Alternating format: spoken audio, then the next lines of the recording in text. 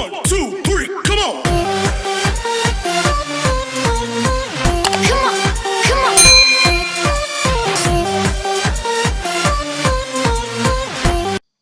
Assalamualaikum warahmatullahi wabarakatuh. Hai anak-anakku, selamat berjumpa kembali bersama Ibu di pembelajaran hari ini. Sekarang kita memasuki pembelajaran 2 di tema 2 subtema 3. Marilah anak-anakku, sebelum kita memulai pembelajaran kita bersama-sama membacakan basmalah. Bismillahirrahmanirrahim. Ayo, siapa yang masih ingat kemarin kita belajar tentang apa ya? Baiklah, kemarin kita telah belajar tentang 9 bahaya kabut asap dan bagaimana cara mengatasinya. Kita telah mempelajari bahaya-bahaya tersebut serta telah belajar tentang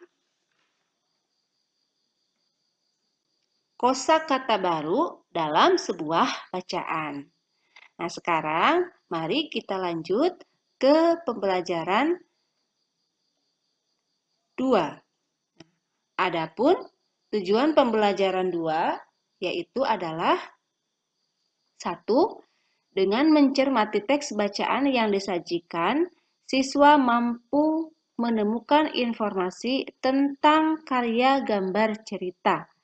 2. Dengan mencermati penjelasan guru, siswa mampu menjelaskan ciri-ciri gambar cerita. 3.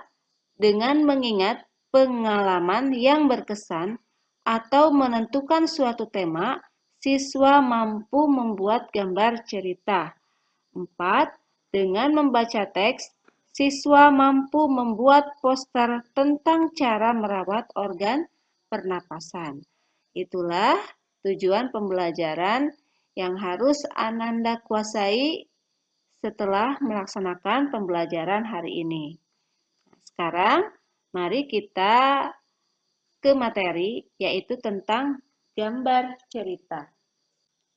Karya gambar cerita banyak sekali kita temui pada buku-buku cerita, terutama buku cerita bergambar dan komik.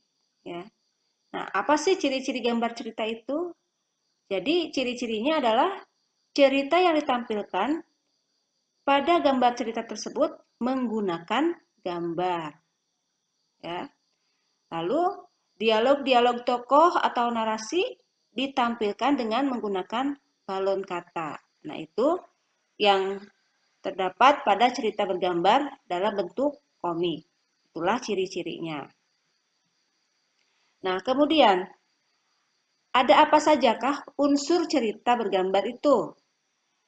Nah, yang pertama ada yang disebut panel. Panel yaitu kotak berisi ilustrasi dan teks yang tersusun menjadi sebuah cerita. Yang kedua, ada yang disebut narasi. Narasi itu adalah keterangan tentang latar tempat, waktu, atau situasi. Yang ketiga, ada yang disebut dengan parit, yaitu ruang di antara panel. 4, ada yang disebut dengan balon kata, yaitu tempat untuk meletakkan dialog atau narasi. Dan yang terakhir ada yang disebut dengan ilustrasi, yaitu gambar yang digunakan untuk memperjelas cerita. Nah, ini ya bagian-bagiannya. Nah, ini parit. Nah, ini parit ya, yang merupakan ruang di antara panel. Kemudian ada balon kata yang merupakan tempat untuk melekatnya dialog atau narasi. Nah, ini ya, balon kata. Selanjutnya ada yang disebut dengan panel ya. Panel ini kotak ya. Ini kotak yang berisi dengan ilustrasi teks dan gambar ya yang tersusun menjadi sebuah cerita ini. Dan selanjutnya ada yang disebut ilustrasi. Nah, ilustrasi ini Nih gambar ini ya, ini gambar ini disebut dengan ilustrasi. Nah, ini adalah unsur-unsur yang terdapat di dalam sebuah gambar cerita. Nah, sekarang anak-anak dipersilakan untuk membuat sebuah gambar cerita. Dengan tema boleh dipilih ya. Yang pertama, lingkunganku hijau, udaraku bersih. Yang kedua, aku menjaga udaraku bersih.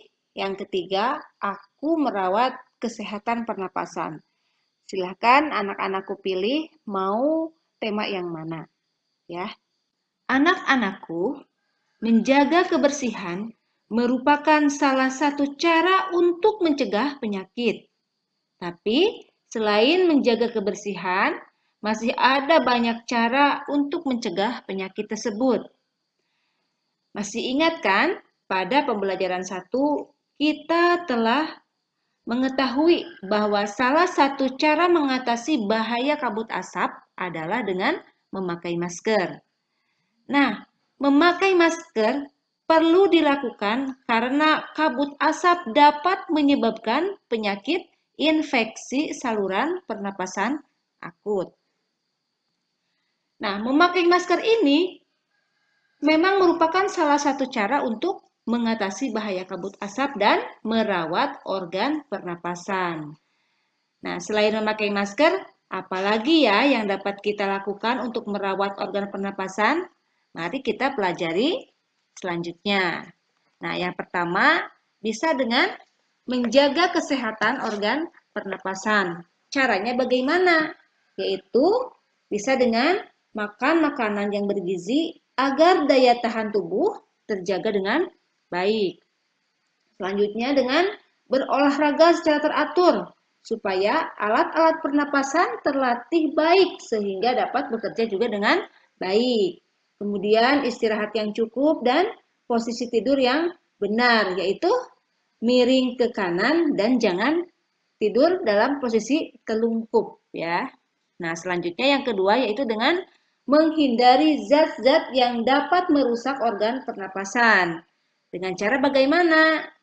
Tidak merokok ya, dan menghindari paparan asap rokok karena banyak mengandung racun. Nah, kemudian menggunakan masker saat berada di lingkungan yang kotor. Mengurangi konsumsi makanan dan minuman dingin ya, karena jaringan paru-paru sangat sensitif terhadap dingin. Kemudian menghindari makanan dan minuman yang mengandung banyak gula dan bahan kimia karena dapat merangsang lendir pada paru-paru sehingga kapasitas udara yang disimpan dalam paru-paru akan lebih sedikit ya. Jadi hati-hati makanannya ya. Yang ketiga, merawat organ pernapasan. Bagaimana caranya? Yaitu membersihkan rongga hidung secara teratur, bulu halus dan rambut hidung yang berfungsi untuk menyaring kotoran. Jadi kotoran-kotorannya harus dibersihkan. Kemudian harus memeriksa kesehatan pernapasan juga secara teratur ke dokter ya. Jangan dibiarkan saja. Apalagi setelah merasakan adanya gangguan. Yang keempat, menjaga kesehatan lingkungan sekitar, yaitu dengan cara membuat sebanyak mungkin ventilasi dalam rumah untuk menjaga sirkulasi udara. Kemudian, menjaga kebersihan lingkungan supaya tidak banyak debu yang akan ikut masuk ke dalam organ pernapasan saat kita menghirup udara.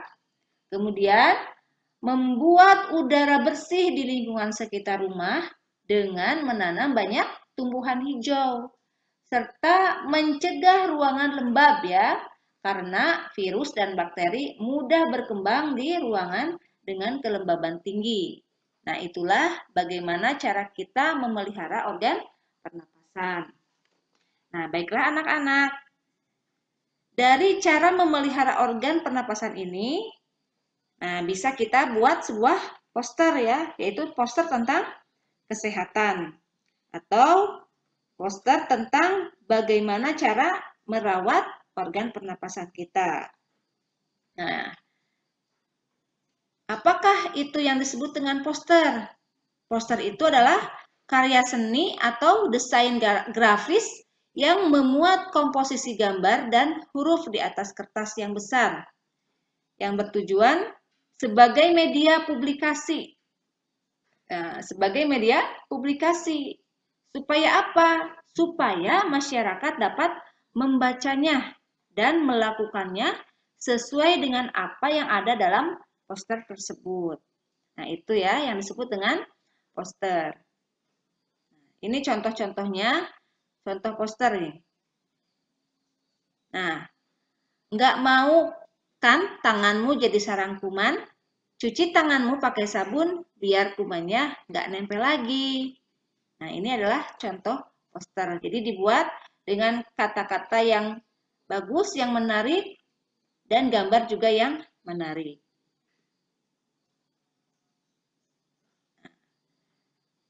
Ini juga termasuk contoh poster tentang bagaimana kita terhindar dari penyakit demam berdarah dengan melakukan gerakan 3M, yaitu menguras tempat penampungan air, mengubur barang bekas, dan menutup tempat penampungan air.